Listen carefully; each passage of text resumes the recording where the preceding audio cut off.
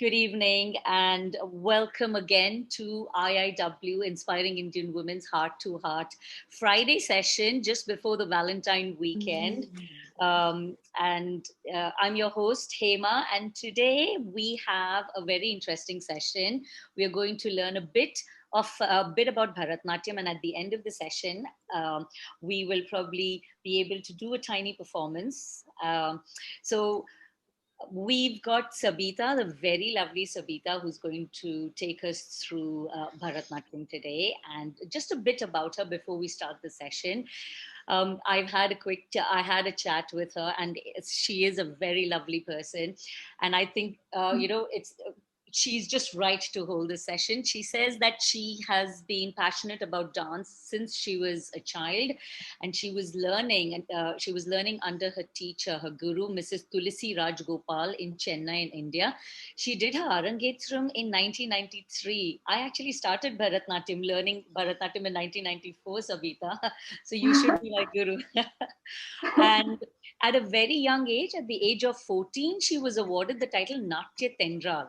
And very recently in 2019, she's earned the title Natya Kalajyoti. So congratulations, Sabitha. Well done. Thank you. Currently, she lives in Milton Keynes. She has a family. She's a mother of two children. And with a full-time IT job, she also manages to teach Bharatanatyam in Milton Keynes. She's a qualified and registered teacher for International Examination Board of Bharatanatyam. And in addition to all of this, she also manages to volunteer as a deputy head for a community Sunday school in Luton and Dunstable called Tamil Alayam. So with that, I want to pass the baton over to Sabitha to start the session. But just before that, Sabitha, I'm really interested to understand this title of Natya Kalajyoti that you recently won. Tell us a bit about that, and then we can start with the Bharatanatyam session. I learned my dance in India, and under my teacher. She's a very lovely teacher, and she still teaches in India, and I continue to have that relationship with her. And after I came to UK, like after getting married and after a couple of children, I had a little bit of a break in Bharatanatyam. And then I decided I wanted to kind of take my passion again. So I started learning myself, and also with the help of teachers in UK. So I trained again, and also I given exams in UK to get registered as a training teacher. Okay. So that is how I have earned the title. I'm also working towards another higher level Bharatanatyam because I wanted to continue to learn. So this is how you keep yourself motivated. This is my passion that I want to do. That gives me like a stress relief, and it's it's something that you get motivated based on this. So yeah, that's where we are. I totally agree with you, Sabitha. Dance is not just passion, it is therapeutic. And especially at a time like this during lockdown, just putting on some music and dancing is so healing. So I think, and I'm sure everyone is quite excited to get into Bharatanatyam. So without further ado, I will let you start the session. Aadya Academy of Fine Arts, I have started last year. Prior to that, I was giving a number of performances in UK for temples and for the school that I Luton, mainly in Milton Keynes. So this is where I was working on before. And after moving to Milton Keynes, I thought, I wanted to do something more than just giving performances. And then I decided to start the school. And successfully, it's going to be 1 year now completed. I have got a few students, and we have given a couple of programs, even in the COVID situation, of course, all online. Cool. And I am registered for teacher and trainer with International Examination Board and a couple of other boards within UK, which is OFA, Oriental Fine Arts of London, and also OEBL. The type of dance I teach is mainly Kalakshetra, but it does include some elements of different styles as well, which I will go through. But now, for all the newcomers, if you have learned Bharatanatyam before, we shall now get into the presentation, start learning about basics of Bharatanatyam, and maybe like remind yourself of what you have learned before, and hopefully this will seed the passion with yourself to go and get registered yourself some sort of art form. If it is Bharatanatyam, I will be even more happier. That is what the objective of this particular session is. I'm sure everyone is aware of Bharatanatyam, but within Bharatanatyam, there are so many different styles. And I'm just going to show just the major styles, what's been used in India, and it's been for very long time. So the style of dance in Bharatanatyam is called as Bani. So when you speak to a professional dancer, they would say, I learned this Bani. Bani is nothing but it means style. Bani, our tradition is the term used to describe the dance technique. So, and the style to a specific guru, or it could be specific school. This is where when you learn in Kalakshetra, you would learn in a particular way. A particular mudra would be learned. It will be more straight lines. It will be more aligned. Tanjavur, Avalur style, it will go more curvy. So it depends on the guru and the school. In some cases, they do take the nice bits in each section, but you will still stick to one major style or one major bani. So some of the examples, Kalakshetra Bani that was founded by Rukmini Devi, which we will see a bit later. And the other styles are Pandanallur, Tanjavur, Valur, and Melatur. So they all have different techniques. So the core adavus will be very similar, but you would do slightly in a different variation of hands or the variation of the style you stand or the style you pose. So those are the differences between these banis. Adavus meaning steps, isn't it? The basic steps of. Yes. So Adavu for the people who are very new to Bharatanatyam is mainly combination of steps. That is called Adavu.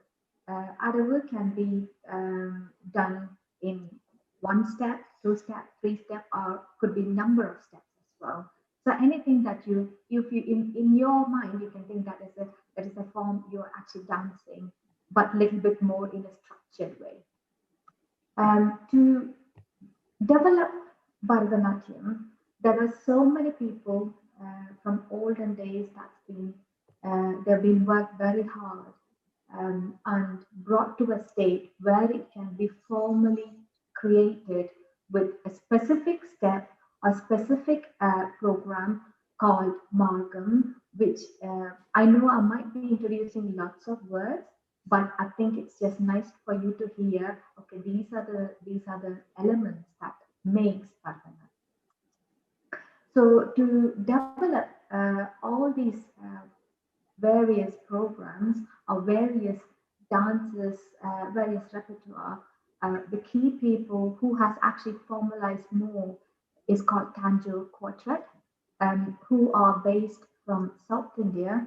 Uh, their names are Chinnaya, Ponnaya, Sivanandan, and Vadivelu. These are the pictures that is available on the internet. So we don't have as we have pictures now, but this is something to give you a resemblance of how they were. And they are all from the same family. So there are four brothers basically. And then they have said, if you're learning Bharatanatyam, when is the time that you're going to do your Arangetram? Arangetram is nothing but you. A guru tells the student that he has qualified to go out and do performances. To achieve that, you need to learn 8 pieces of dances, and then once you learn that 8 piece of dance, which is commonly called as Margam, then the guru will say, yes, you are now ready to perform your Arangetram.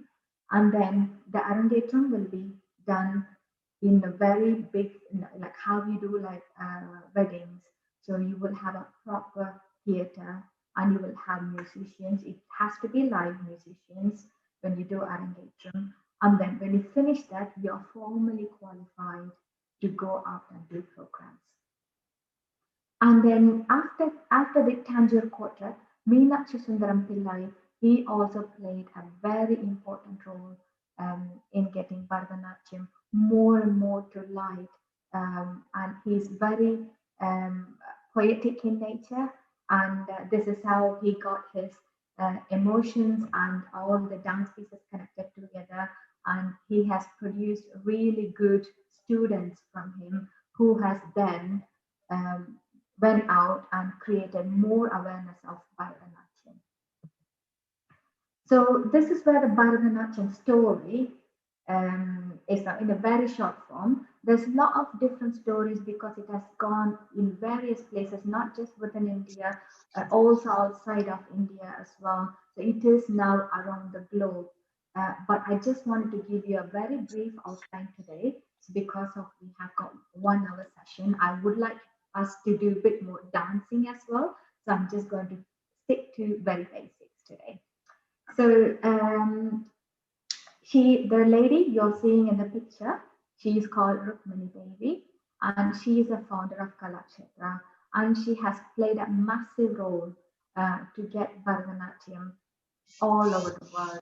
That is especially in olden times where ladies can't go out and do a lot of things at that time, where she came from a very, very orthodox family, and still she made her mind and she said, no, this is what I'm going to do. And then she really succeeded well. And there are thousands of students now come out of Kalakshetra and doing really well in Bharatanatyam. Can I just add something here, Sabitha? That I Please think go on. Rukmini Devi was very instrumental in actually breaking the taboo around Bharatanatyam dancing. Women then would do temple dancing at that point of time, and they were called Devdasis. And these were dancers who were actually married to God. That's why they were called Devdasis. And when the British ruled, there was a bit of taboo associated to the entire idea of Devdasis and dancers in temples. And Rukmini Devi, I think, was very instrumental in breaking that taboo and getting a lot of women interested in this art form. Definitely. Yeah. Thanks for that, Hema. So I have got few favorite dances, where they have succeeded personally, and also they have done in the movies as well. For the youngsters who has come to attend this session, because for our generation, we will know a lot of people, but I just want to introduce these recent famous dancers who has been in their personal life and also in the movies and especially in Indian movies. One of them is Hema Malini, Padmini. So I got Malika Sherabai, and this Kamala Hassan. He's one of the great dancer, and he has also learned Bharatanatyam, Kathak. He has learned different styles of dance just to understand the essence, how that is, and that he always mentioned that he has enjoyed himself more when he started dancing. 2019, Shobana came to UK to perform a concert, and she gives a lot of Bharatanatyam performances around the world. And if you do get a chance, I would ask you, please make your time, and it's really wonderful. You will enjoy it. It'll be worth every penny. And there's a little bit of a taboo where people think, oh no, male dancers, we don't, they don't encourage a lot of male dancers. But there are a lot of male dancers out now, and especially not just within India. This is where I was trying to get people name who are doing in different places. For example, Arekar, he's more familiar, and he does a lot of programs, and he got his own school in India. Gino Joseph, born and brought up in America, but he is actually pursuing Bharatanatyam as out of his passion. And Charles Ma, he's actually a Nepalese guy, and he's been born and brought up in Bangalore, and he has learned Bharatanatyam, and he has started his own school, and he is excelling in it. So you can see how this has now kind of like went in different places, and how people started to look at and starting enjoying themselves learning this art. Now, what I would like you to do is we will do a little bit of a warm up exercise. It would be nice if you can actually put your cameras on if you want to join me. So I'm going to go back. So you won't be able to hear me well, but you could just copy me. I'm going to do the lunges. I'm going to do my hands, and then I'm going to do sit down and up, and I will show you. Yeah. So you have your back straight.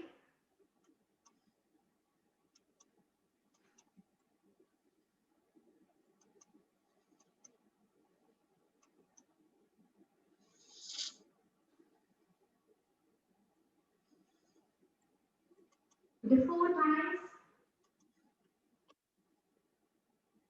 and let's move on to hands.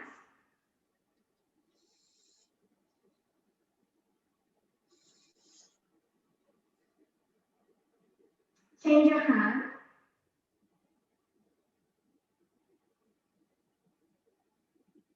Again, your other hand.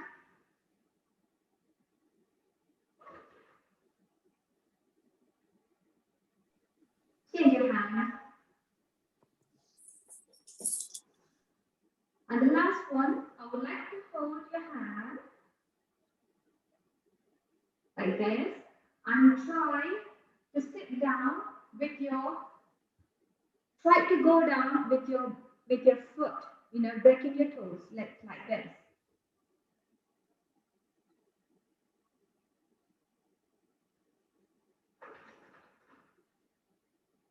And slowly get up. And then again, go down. And then up. So now we have done the basic warm-up exercise that we normally do before. We do a few more, but this is something that we do before we start the dance and after we finish the dance, so that you stretch your muscle and make sure you don't get strains or sprains. You make your muscle in a way that lets you go a little bit freely. Yeah, and I'm going to go back to my presentation now. So when it comes to Bharathanatyam, you have hand techniques where we call as mudras. So the mudras, where you may have noticed, you might do some of the mudras in your daily activities as well. For example, we use this Shikarakesha, and each mudra has got its own name. We say stop, right? So these are they have what they have done is taking all those not exactly the sign language, but it relates to what we would like to say, how we want to express. Those are combined into as hand techniques. And in Bharathanatyam, we mainly have two type of hand techniques, using one hand gestures and then using two hand gestures. So the single-handed gestures is called Asamudya Hastas, and you have 28 of those. And in Samikya Hastas, you have combination of two to explain yourself. Asamyuta Hasta, the single hand gestures. This video of single hand gestures is specially designed for the benefit of beginners. The way a gesture needs to be held and its meaning is also mentioned. Pataka. Here the thumb is bent to touch the fingers and the fingers are extended. This is Pataka and the meaning is a flag. Tripataka. It then becomes Ardhapataka, which denotes half of a flag. You might want to take it back a bit. Can you hear now? The index finger and the middle finger we could hear. are outspread. Okay, thank you. This looks like a scissor, doesn't it? Mayurakyo. When we join the ring finger to the thumb and the other fingers are extended, then it is Mayurahasta, depicting a peacock. Arthachandra. The thumb of the Pataka hand is stretched out. It becomes Ardhachandra. The meaning is half moon. Arala. When the index finger is curved to touch the thumb, it becomes Arala and it means bent. Shukatunda.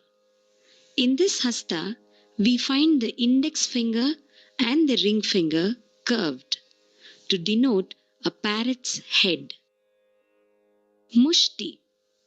When all the four fingers are bent upon the palm and the thumb is set on them, then it becomes mushti and it means a fist. Shikhara. If the mushti hand has its thumb raised up, it becomes shikhara, depicting a peak. Kapitha. The index finger bends and rests upon the thumb. It is then called kapitha, meaning elephant apple. Katakamukha. There are three varieties in Katakamukha which have different meanings. Now, this is a mudra which is used frequently in pure dance, that is nritta. We need to rest the index finger and the middle finger on the thumb, and the meaning is opening of a bracelet.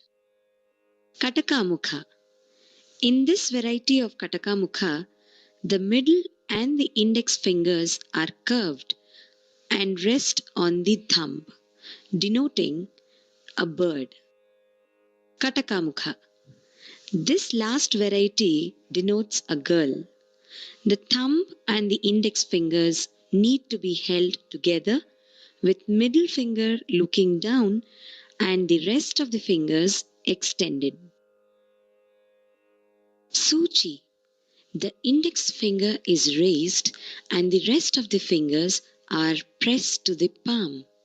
This denotes a needle.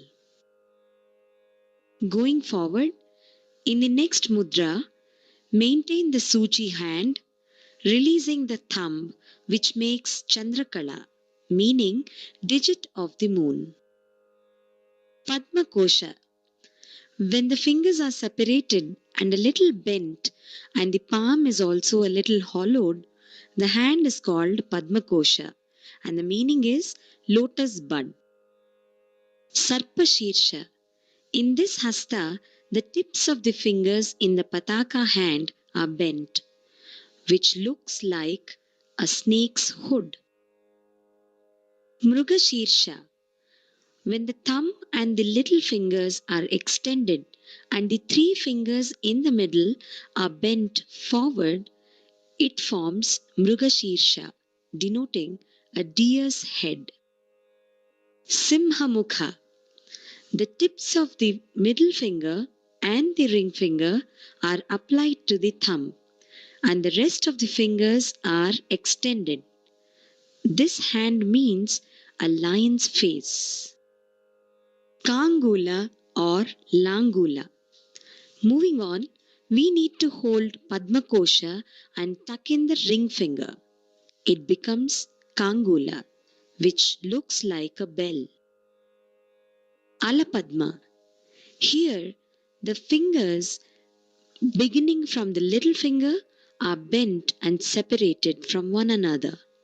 The hand is called Alapadma, denoting a full-bloomed lotus. Chatura. Let's observe the next mudra carefully. The thumb is placed in the middle of the middle finger and the adjoining two fingers are clinging to the middle finger and the little finger is outstretched. It becomes Chatura, meaning a square. Brahmara. When the thumb and the middle finger touch each other and the forefinger is curved and the remaining fingers are outstretched, the hand is called Brahmara, meaning a bee. Hamsasya. If the thumb and the forefinger touch each other and the remaining fingers are outstretched, the hand is called Hamsasya, denoting a swan beak. Hamsa Paksha. If the little finger of the Sarpashirsha hand is outstretched, the hand is called Hamsa Paksha, meaning swan's wing. Samdamsha.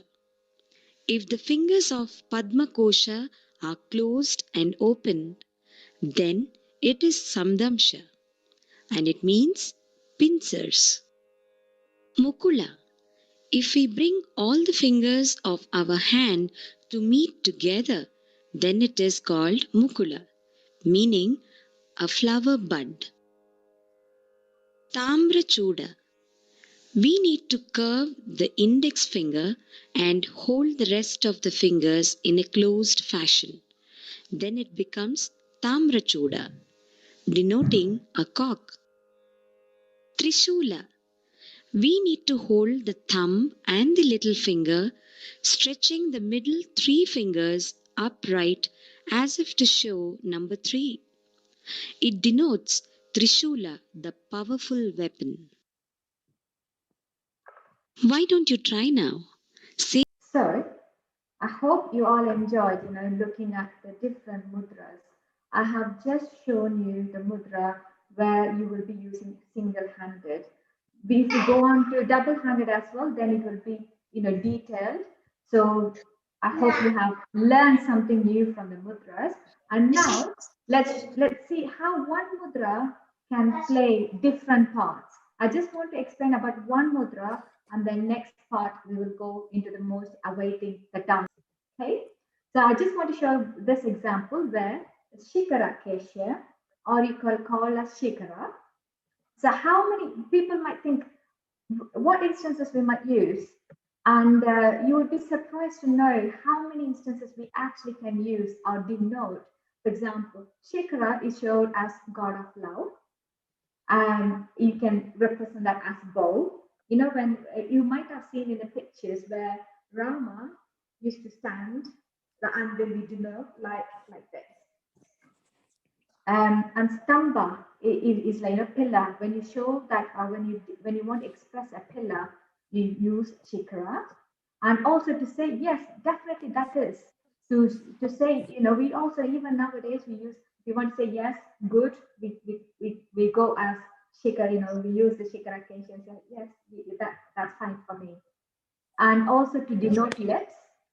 And you might see in a lot of dances, and when beautifully there's a if when there's a description of, you want to say like red lips and soft lips, kind of like go like this, or you want to pour liquid, and you would notice this in most of the dances, like saying that when there's a pala abhishekam, when you put milk, or if you put water to denote that, you will use shikara.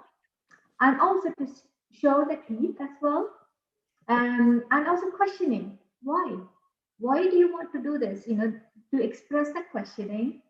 And when, of course, in the main part, the Lord Shiva, if you need to represent him, we use shikara. And also to show the waistband that we use for Bharathanatyam, or we use for anything else, to show that we use with this finger. And finally the sounding the bell, to have the bell when we do a puja. We also do this, showing the bell and then do the puja. That's what the importance of mudras are.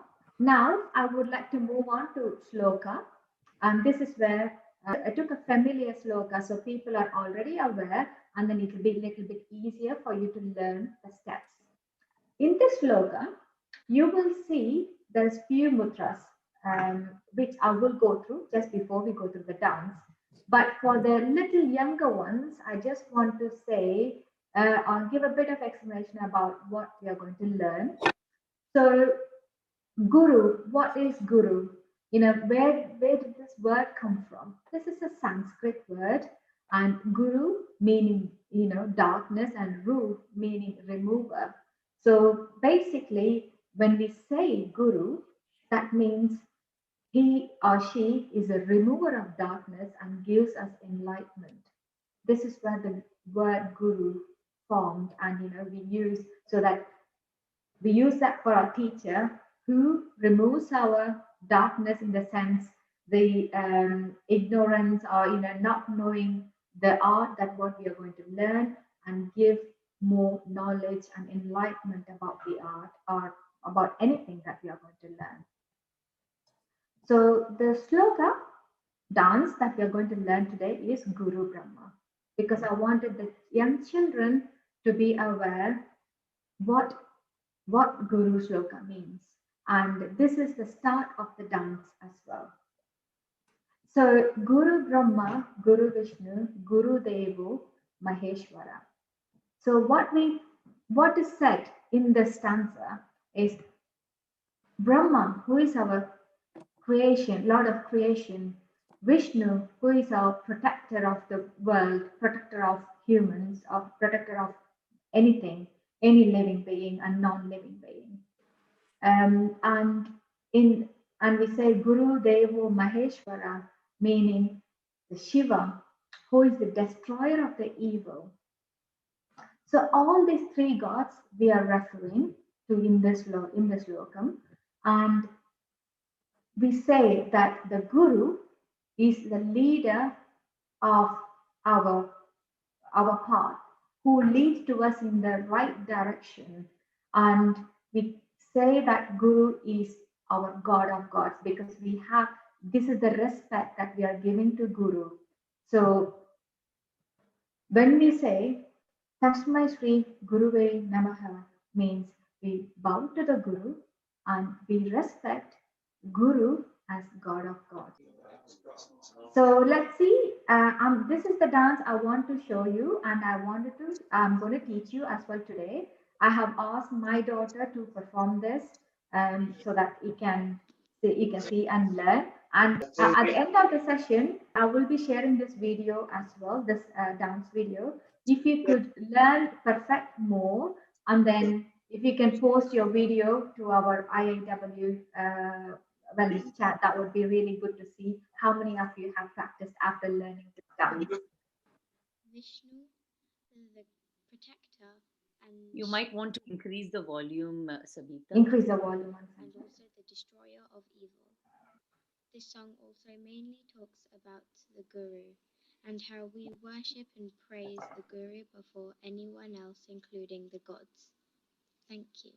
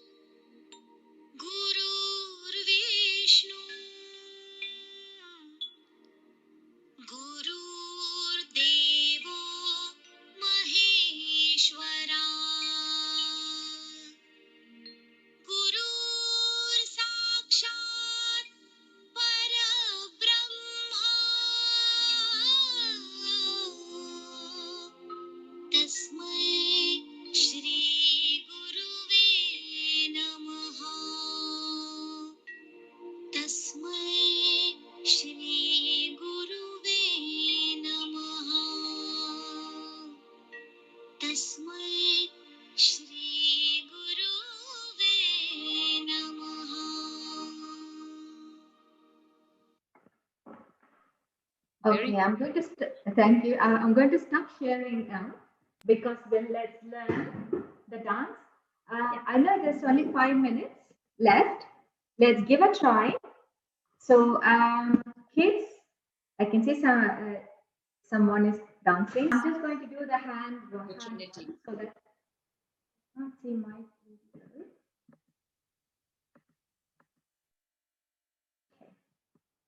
Yeah, with the right hand and shake Akrishya.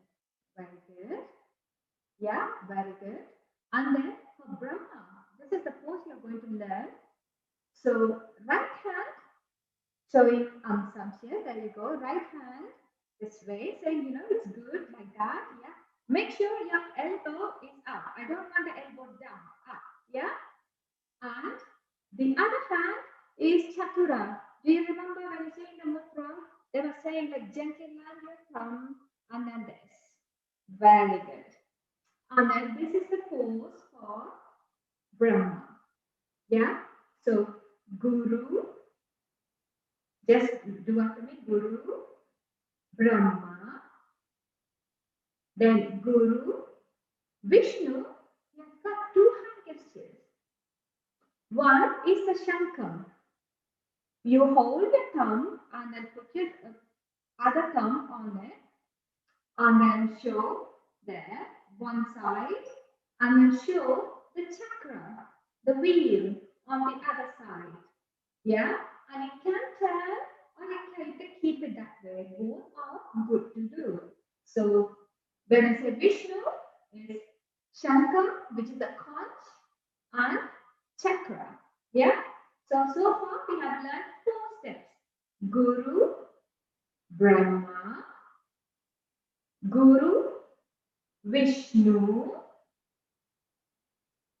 and then for Guru Devo, you can show your Guru Devo, Maheshwara. For Maheshwara, I would like you to do this well. And then come to the Nataraja pose, which is Lord Shiva, yes, dance pose. Yeah? Dance. Very good. Yeah. All the time. Keep your hands straight, touch my, and show forward. Yeah? Touch my sleeve, and then you worship. You can do a lot of movements. You can do like this. You can go to you can go to down.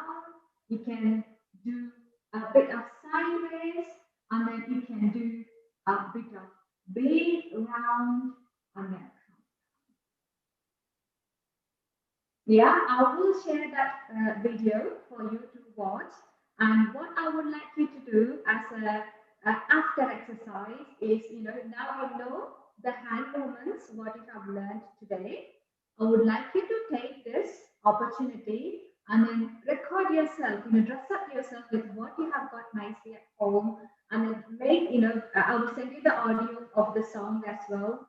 Record it and then please share it. And when I see that, I think that would be really beautiful to watch. And also it will give you something that you have taken away and you have learned and implemented at your home. Yeah. Sabitha, shall we do that with the show once again, one last time? We will do with the, actually, well, let's do with the song.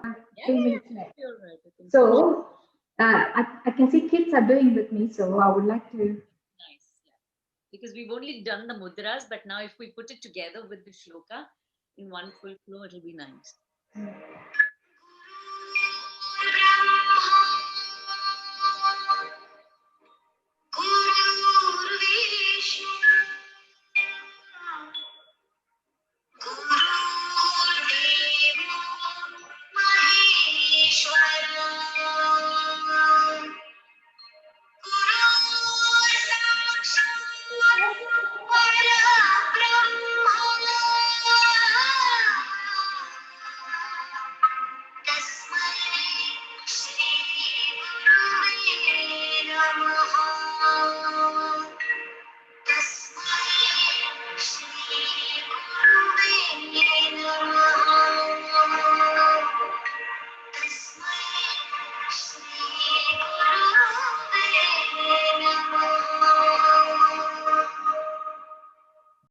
That was beautiful. So this is a very simple Adava. It has got no big Adavas here. Very simple dance of emotion and understanding who a guru is, why we give that importance for guru when learning dance. The key takeaway is guru is if you have a very good guru, he will lead you or lead her, lead you to the right path. And definitely, practice this at home and make a recording when you get the time and do share it. And that would be really wonderful. And also, as towards the end of finishing this, I really thank Hema for hosting the show. Thank you so much, Hema.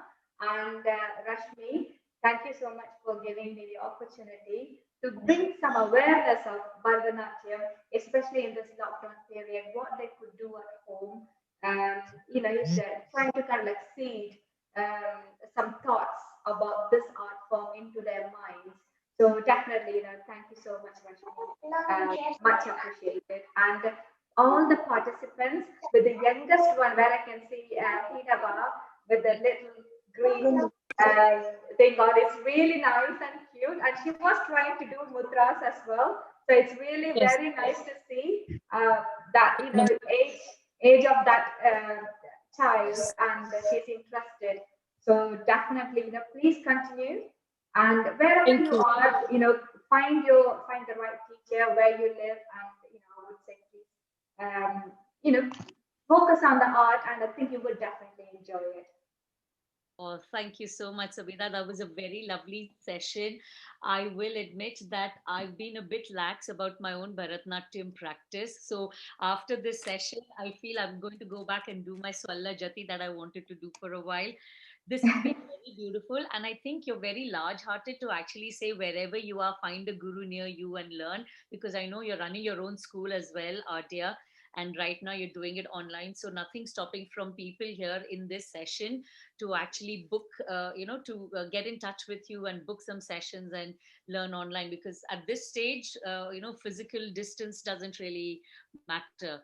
So I would encourage everyone to get in touch with Sabitha, check out her timings, what sessions she's doing, and if your children and yourselves actually, because I started learning at the age of 17, no, at the age of 15. So I finished my Arangetram when I was about 21, 22, quite late in life, but I still enjoy my dance. So I hope everyone here has got something to take away today. That was a very beautiful Luka that she showed, and you will think of taking up Bharatnatyam lessons. Thank you again, and thank you, Rashmi, for organizing this. Thank you, everyone, from the Thank you, bottom of my heart. Thank you so much Namaste. for coming in. Can we say Thank something? you. Yes, Yes, please. yes, please send it. Yeah, please speak. Series. Thank you very much. Thank you. Namaste. Oh, thank you. And this Thank is you. her first show online, learning something. So, and I just wanted to ask, what is the age to start? Is just the She can't hear. The recommended age is from 6 years old, but you have to observe your child. Some child are able to work from 4 years as well. I have got in my Luton school, I have got a child who started from 4 years. And we first thought we are just going to give, because we didn't want to take 4 year child at the time. But she started picking up very quickly. And then we were very surprised. So you need to observe your child as well. If you think she might enjoy, but do not push the child. Don't. Some parents do rush to get into exams, but what is it? Learn art as an art. Yes, you do need to take exams if you would like to kind of get into next steps for future. But make sure you're enjoying that art as well. Don't rush yourself to finish a course or finish something. Learn so that you enjoy that moment, and that will help you to remember well as well. thank you very much. And one more questions, mother, like, what is there any restriction to learn? Is just for the I'm very much interested in classic. So if I'm pretty sure mother like me, maybe many other mothers thinking same, if they get the chance, they may learn. Yes, actually, I want to give you an example. One of my students, she's mother of two, not just mother of two, her children, both of them are nearly completing their university now. So you can understand her age. I don't want to give out the age, but I can say she's, she's a mature lady, and she has started dancing now. And actually, next week I got a Facebook Live, and the lady who is learning the dance, she is going to perform there, and she's also a doctor too. This age is not a limit, but we just need to understand our body, how much we can do, and if there are any injuries, you need to work around those injuries. So we don't want to put a lot of pressure to the body and break yourself. Instead, you make sure if you're going to any teacher, you let them know. If you have any problems like back problems or knee problems, let them know so that they can adjust the intensity to your level. So don't feel bad if you can't do everything as others do. Everybody has got its own has got their own pace. So take your time, but then you will start learning and also enjoying at the same time. As they Hi, say. Sabitha. Hi, Yeah. Sabitha. Hi, Renu. Shall I say something? Oh, please do. This is Renu here. Yeah. Hi, Renu. Yeah. Basically, what I was saying, I started learning dance. I'm just saying to other ladies who asked if adult can start. I started learning dance when my boys went to uni. And after that, I started learning dance and I did lots of performances as well. So there is no time or, the age limit. Absolutely. You're spot on, Renu. You're spot on. So definitely, there is no age limit. Like I said, if you have any problems, make sure you discuss with the teacher. I'm sure they will know where to accommodate, how to do steps for, based on your approach. So that should be fine. At the same time, you will be learning the basic AWS as well. So uh, my only suggestion is don't put yourself down. You need to find which you like and then go for it. Don't wait for anything. And just to Sabitha, add, I believe there's Yeah. also Sabitha, can I ask you a question? I am quite Sure, please go on. Yeah, I'm quite young. Well, anyway, my children both have grown up and are married, but and I have always had a passion for dancing. So this is my time. I really would like to learn, and basically, I really would like to learn Kathak. So, what is the difference between Bharathanatyam and Kathak? It's mainly you have to use a lot of footwork. You have a lot of knee problem. To start with, it might be difficult. You might need to adjust your pace and speed. And with the footwork, it can be very fast as well. So you will be trained to that level when you're ready. But that is one thing that you need to watch out for. And also because it's a lot of twirling. If you just need to think about how your body might take. But definitely give like at least 2 sessions. Don't go for just 2 sessions and then stop. I always recommend people, if you want to really understand the essence of the particular dance type, you need to go at least for 3 months. Especially in UK, you don't have like 2 days or 3 days a week. That is very less for you to really explore yourself. So at least if you're going to try it for 3 months, and after 3 months, if you think it's not working for you, then I think it's a good time to stop. Unless if you completely like knackered, you're hurting yourself, you're straining yourself. Yes, of course, that's the time to stop. But I'm just telling you to understand if you want to understand the essence of the dance, how it's going to be.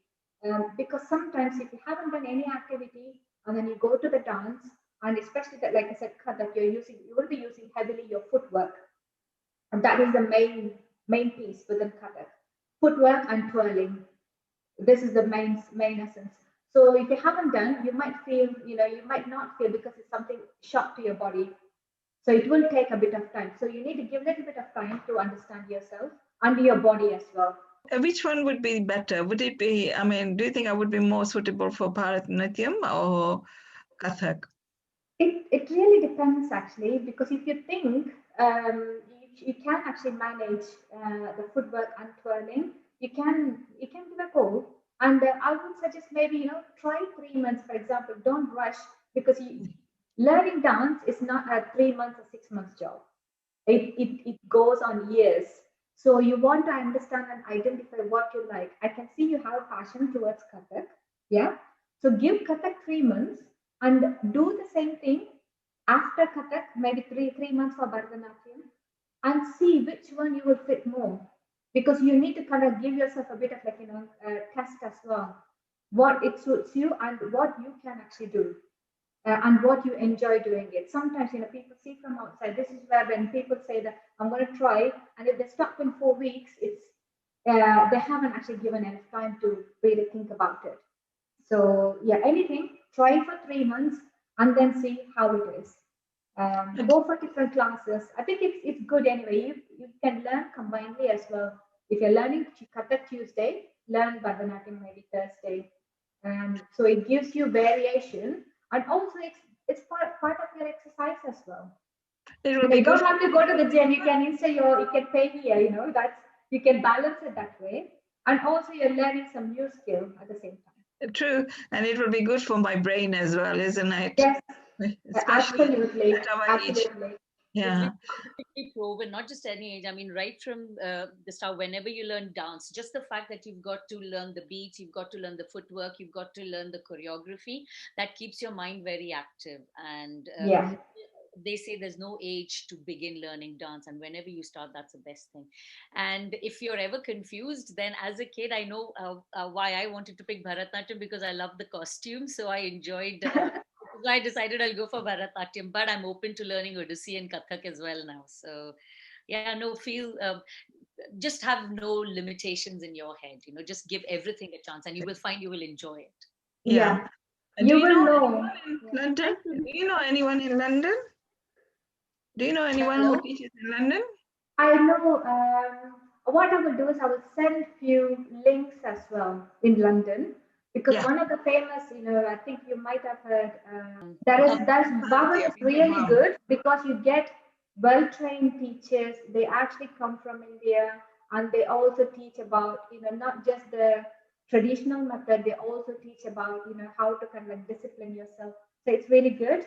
And apart from that, I do have contact with few teachers in London too.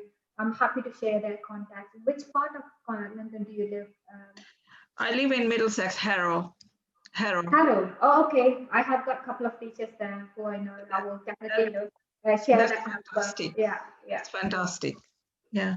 Looking forward to receiving the details. Definitely. And also, I will send that video of my daughter dance so that you can also see that and practice, because now you know the mudras, what's being performed in that dance. I want you to take part in it as a maybe as a challenge yourself, record yourself, and send it and see how it is, how it's coming out. It will be really wonderful to see. Thank you very Hi, much. Thank you very Sabitha. much. Thank Deepti, you. hi. Hello, Sabitha. Can I ask a question to you? Sure, Hello. sure. One Hi, last. Sabitha. This is Deepti. Sabitha, I would like to know, do you do online classes as well? I do online classes as well because Oh, of that's the lovely. COVID situation. Yeah. Yeah. So, would it be nice to talk to you? I would like to have your contact details, so I can contact to you. If you Yes. can, please pass me on your details, please. Yeah. What I will do is I have got my flyer. I will actually repost after the session, which has got Lovely. got the contact number as well in there. So Yeah, definitely, yeah. that would Like be I great. said, take up the challenge, and I would like to Okay. see more videos coming through. All right. To Lovely. kind of like see how it turns out. So this is where you learn, and if you do one challenge, then you will be ready for the next one. All right, lovely. I would like to know one more thing. Mhm. Is there any way I can know, like, Kathak is following the same mudras like Bharatanatyam, or is it something different? Because I really love the mudras, the way you explained it. So I really want to know a little bit more about the mudras. Is that same in both schools? Some of the mudras, yes, they do denote the same meaning. But some of them, Okay. for example, in Bharatanatyam, we use a lot of this mudra, because this is like, for most of the others, you do Alabatma and Kataka Okay. mudra. In Kathak, you use more of Pataka and Dola. So those mudras, we still use in Bharatanatyam as well. All right. And with the expression, you use a lot of variations within that. It does exist Okay. both in Bharatanatyam and Kathak. If you have learned Bharatanatyam, it's not too Yeah. difficult to learn Kathak, because you Okay. will connect very straight away. Kathak or Odissi. I think Odissi is slightly different because you got more kind of like curvy and bendy. It's more expressing All right. feminine Yeah. emotions. When you say Kathak and Bharatanatyam, you have little bit of a strict, lines that even when you twirl around, you got to be like straight. I haven't learned Kathak, but I have done a couple of performances just for the just learning for that particular bit of Kathak. Yeah. So you have to be like, straight, how you pose, Okay. that is more kind of like a defined lines. In All right. Odyssey, it's kind of like contrast. You have to more kind of like be a bit More curvy. curvy, and Okay. that is more expressed in Odyssey. All right. So Orisi carry with the like more body movement, not Yes, in the Bharatanatyam. It does have some steps, but when you compare, Yeah. I'm talking about the majority of the piece. Yes, all the dances, it has got its own steps, uh, whether it All goes right. slow, medium speed, or fast speed, but it has Yeah. got its own variations. But if you take Mm. Bharatanatyam, you'll be using a lot of hands, neck, body, Okay. shoulder, everything. You will use All right. almost all part of your body. If you say Okay. Kathak, the main bit, you need to be really strong with your foot, because Yeah. striking that many times in that speed, Right. it's not easy work. If you go to Odyssey, Okay. you have to move your body parts slowly in a very graceful way. Oh, wow. So that is the difference. That is the major difference that I see as what I have learned from all these years. All right. But Okay. of course, if you That's a approach really that, lovely explanation. good. Yeah. I'm very You glad. are up.